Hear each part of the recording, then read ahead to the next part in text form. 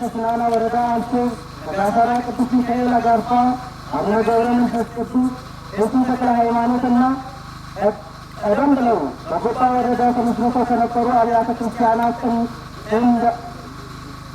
እንደ ጎጣ ቅዱስ ባለወልድ፣ ቅዱስ ጊዮርጊስ፣ ቅድስት ማርያም ነው። ብቸኛውና በዙሪያው ረጅም ርቀት ለሚመጡ ምዕመናን አገልግሎት ይሰጥበት የነበረ ታላቅ ቤተክርስቲያን ነው። ቤተክርስቲያኑ ከተመሰረተበት ጊዜ አንስቶ በብዙ ሃይማኖታዊ፣ ማህበራዊና ምጣኔ ሀብታዊ አስተዋጽኦ ለአካባቢው ማህበረሰብና መዳሌ ህዝበ ክርስቲያን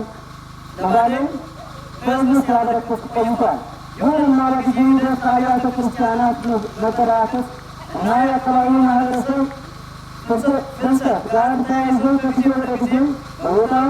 የአገልጋይና የምዕመናን ቁጥር እየቀነሰ ሄዶ አሁን ያለበት ደረጃ ላይ ደርሷል። ነገሩ እየተባባሰ የመጣው ይህን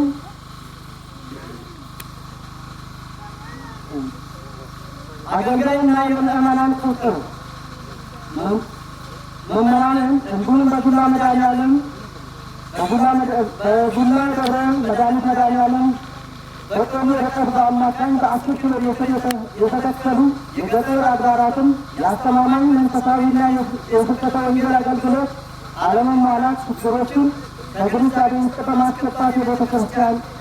አባቶች በሀገር ውስጥና በውጭ ሀገር የሚኖሩ የቤተ ክርስቲያን ልጆችና የአካባቢው ምዕመናን በመመካከር የጉላ ደብረ መድኃኒት መድኃኔዓለምን ቤተ ክርስቲያን የትምህርትና ስልጠና ማዕከላት በሂደት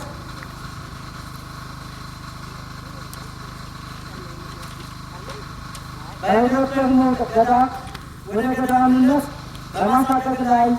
በማሳደግ ለአካባቢው አብያተ ክርስቲያናትና ምዕመናን ላቅ ያለ አስተዋጽኦ እንዲያደርግ አለመው እንቅስቃሴ ጀምረዋል። የምትቋቋመው ስልጠና ማዕከል ዋና ዓላማም የጉላ መድኃኔዓለምን ጨምሮ የአካባቢውን አብያተ ቤተ ክርስቲያናትን መንፈሳዊ አገልግሎትና ስብከተ ወንጌል በዘላቂነት ማስቀጠል ሲሆን ይህንንም ለማስፈጸም የመንፈሳዊ አገልጋዮች ዲያቆናትና ካህናት ማፍራትና እነዚህንም አገልጋዮች ወይም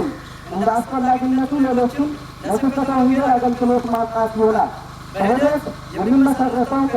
ገዳምም ዋና ዓላማ ከአካባቢውም ሆነ ከሩቅ ቦታ ለሚመጡ መናንያን አነስተኛ የመመለኛ ምቹ ስፍራ መሆን እና ለአካባቢው ምዕመናንም